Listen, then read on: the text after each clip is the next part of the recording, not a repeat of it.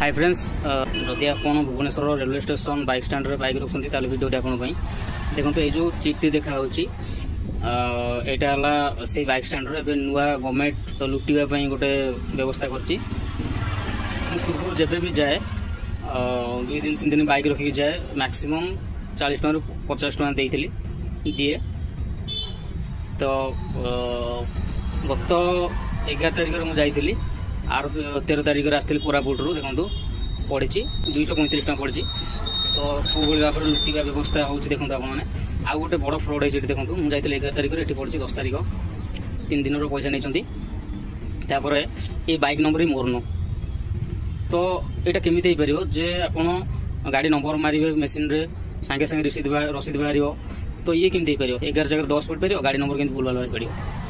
देखो आप गोटे सतर्क हो जातु कहीं मु तो पश्चिम चाहिए जे आप पसंद। तो ये सब चेक करिए। धन्यवाद।